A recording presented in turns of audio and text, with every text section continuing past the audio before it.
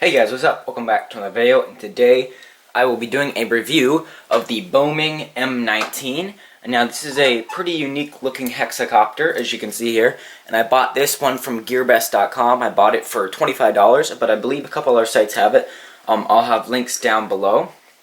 And as you can see, it's a pretty unique hex. I haven't seen quite too many others like this, and the plastic on it is kind of shiny, as you can see there. It's got a nice red and black paint scheme, but there's also a blue and black, as you can see on the box there. And then also there is a Wi-Fi FPV version, as you can see there, but I did not get that one. So let's move on to what it comes with. You have your pretty standard USB charger, just a normal USB socket end here. It goes to a micro LoSi connector, so really standard charger. You have a full set of spare props in this bag here, so 6 since it's a hex. And you also have a little red screwdriver and a prop removal tool.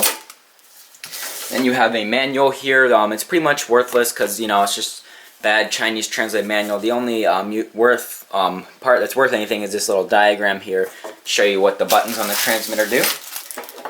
And the battery it comes with is a 3.7 volt 450 milliamp hour battery, as you can see there. So not the biggest battery for a hex of this size, but, you know, not too bad. So let's see what it comes with. Oh, and these guards also, the prop guards on it, let's see, they don't protect against the ceiling.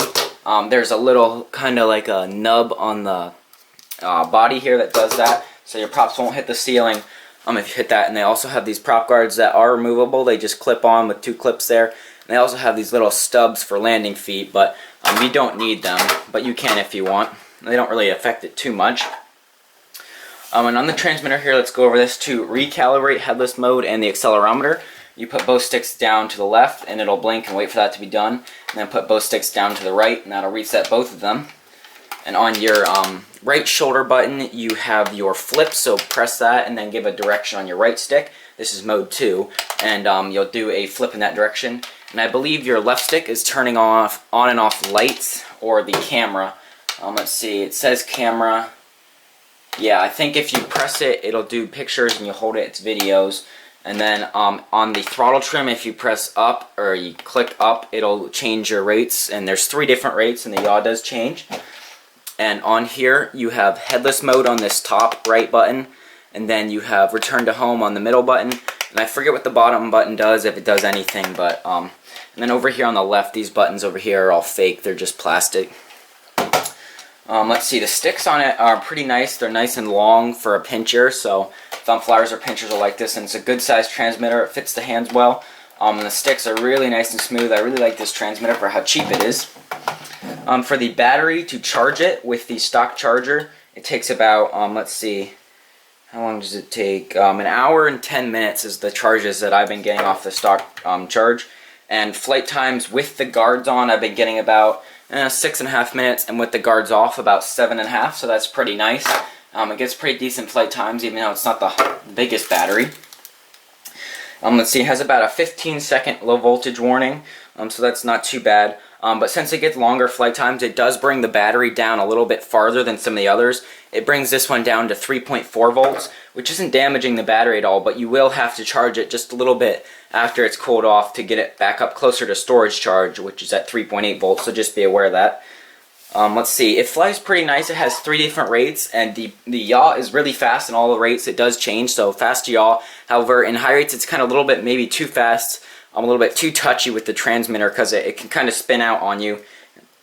And the pitch is also pretty deep, and I found that in high or medium, if you hold it, you'll see in my outdoor flight footage, if you hold it and keep holding it as you're pushing forward for a speed run, it'll kind of keep tilting more until it's like almost straight up and down. And then so you have to start leaning back earlier. And it's got a very swooping pitch. Like if you give full forward on high, it'll kind of go like that. It won't go like that. It'll kind of swoop forward. So you need to be aware of that. And just start, I'd say, leveling out and pulling back before you need to. Like I said, there's a Wi-Fi FPV version, and I believe that just replaces this this LED up here with a camera, since it has a very large belly with nothing up top there. And for the battery bay, there is a cable here that has your micro LoSi plug. It's pretty tight in there to squish it in. I don't like that at all, but Get the battery plugged in here, and there is an on-off switch on the arm here, which is always really nice. So you can see the lights. There is a white light up front, looks a little bit blue, and it's blinking because it's not bound yet. Then there's two blues in the arms, and then two reds in the back. Not very great lights since it's, you know, it's a black body. They don't show well, but you know, it's better than nothing, I'd say. And then if you look inside here, you turn it back off, you can see in the battery bay there, it's not a very nice battery bay. It's kind of have to smush the battery in there, so that's not very nice. And then also, another thing to make it a little bit worse is this this little latch here. As you can see, let me get it focused. There's this little hole right there, and that's because you're supposed to, when you shut it, the cable obviously goes in there, but when you shut it, you're supposed to screw it back in. It came screwed on, but I found that you don't need to screw it on. I mean, you can just clip it in, and now since it's pretty tight, it doesn't really want to stay clipped too well, but it'll stay like that, and it might hang open just a little bit, like that. I don't know if you'll be able to see it, just a little bit there, but that's not really a problem, and I'm not going to mess with screwing it in every time. That's just kind of, you know, not worth it. I'd just take the screw out and just throw it out or save it for something else. But there we go, that was my review. It's pretty nice hex. Like I said, it's got decent rates, decent flight times, and it's pretty cheap, 25 bucks overall, so that's pretty cheap for a hex like this. And I do like the transmitter. I wish the rates weren't on the throttle trim, because that's always a bummer, but you know, not too bad. So there's my review. Now let's go check out the indoor flight to test the stability, and then outdoors for speed. So let's go check that out.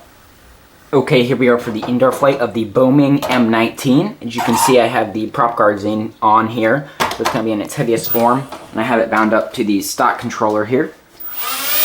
So let's start off here. And now this one has quite a bit of power. Even with the prop guards on, it's very punchy because it's a hexacopter, and it's also very stable because it's a hex.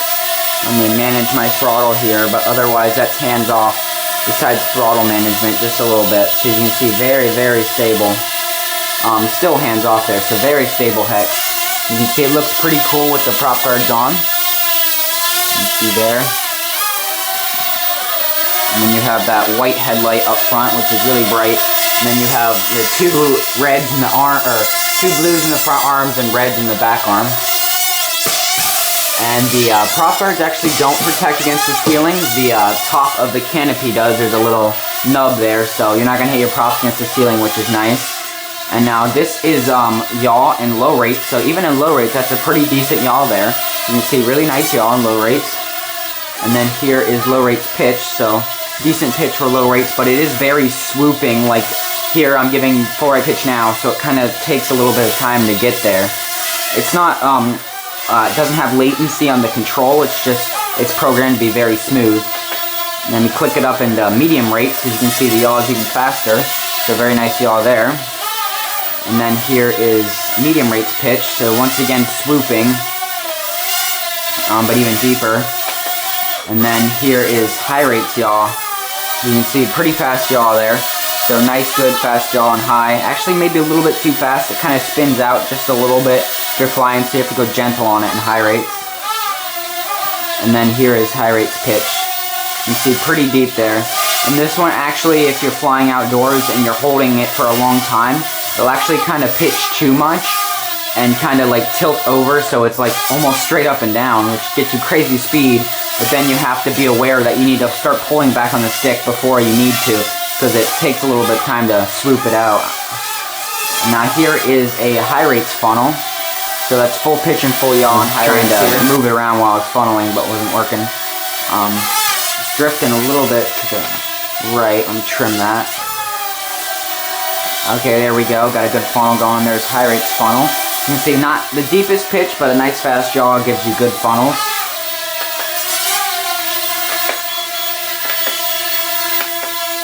Okay, here we go. I've switched it to medium rate. It's a little bit hard with the trim button, the throttle trim. It's not, sometimes it goes up when it's supposed to go down, so you have to listen to the beeps. So here is medium rates yaw, or medium rates funnel, I mean. And now here is low rates funnel. So you can see the yaw and pitch are pretty well matched. A little less pitch than I would prefer, but you know, not too bad. Now let's do some flips, and you just click the right shoulder button. and then give an input, and it'll do a flip in that direction. And it does pretty nice flips. Gives throttle before and after, and with the prop guards on, it's pretty much programmed perfectly to do them. Ooh, a little bit of a swooping one there. But as you can see, very nice flips. Let's get a little closer. See, very nice flips there. And let's see, headless is... yeah, that's headless there. So let's put it up into high rates and get it spinning here. So now we are in headless mode. Now headless is pretty far off there. It got off really quickly. The headless on here, as usual, is just a bad feature. But I think that was good enough for the indoor flight. So let's bring it down here. And there we go. That was my indoor flight of the Boming M19, which is a pretty cool hexacopter. So now let's take it outside. Okay, here we are for the outdoor flight of the Boming M19. As you can see here, I have now removed the prop guard, so it's in its lightest form. So we get the maximum performance out of it here. And I have it bound to the stock controller in low rates. And let's start off with a hand toss. So it did that very nicely. And I've recalibrated the accelerometer and headless mode, so should be all good. And there's like absolutely no wind out, so it should hover just right. That's hands off right there, so as you can see, very, very stable. Hexes usually are stable. While we have a full battery, let's do a throttle punch here. That's full throttle there, so pretty decent amount of power. And now here, yep, here is, okay, here is low rates, y'all. I was having a little trouble with the button there, because it's on throttle trim, and you have to push up for higher and down for lower rates. There's 3 rates. And here's low rates, y'all. So even on low rates, that's a very nice yaw. And then here is low rates pitch. So as you can see, pretty low on the pitch, but overall not too bad of a rate, because it has pretty good yaw. Let's go up to medium rates, and now here's medium rates yaw. As you can see, quite a bit faster there. Let's hover it up close. You see, it looks pretty cool. Maybe does look a little bit cheap, but not too bad, definitely.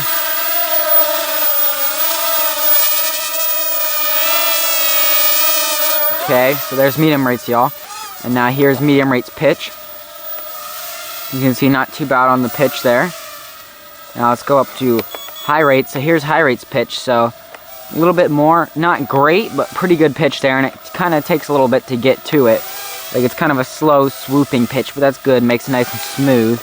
And now here's high rates yaw. So as you can see, the yaw is pretty nice there. So overall, it's got really good rates. And here is a high rates funnel. So as you can see there, it's holding pretty nicely. I'm just holding the sticks right there. Only using about half power, so that's really nice. Here's a mid rates funnel. So pretty nice there. And then here's low rates funnel. So nice funnels in all 3 rates. Since it has a nice fast yaw. Let's just fly around in high rates here. Ooh, it kinda, I went down like pitching forward and I pulled back on the pitch, but it has a sloping pitch. And it kinda leans a little bit farther forward. So man, this thing's fast. It kinda pitches more than you want it to. Jeez. Get right next to the camera. So it kind of, if you hold it, it kind of keeps pitching until it's almost straight up and down. So this thing is crazy fast. So you kind of have to be aware of that and start pulling back on the pitch.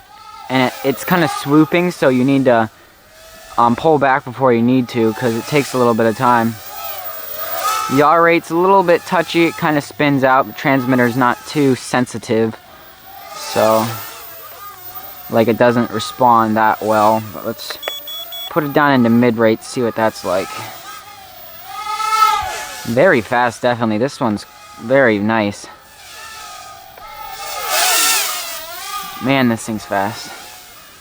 Okay, so I recalibrated headless at the beginning of the flight, so let's turn that on. Okay, and it's actually completely backwards. Forwards is, okay, that's, no. That's not gonna work. Let me recalibrate it right here. So there we go. Let's try it now.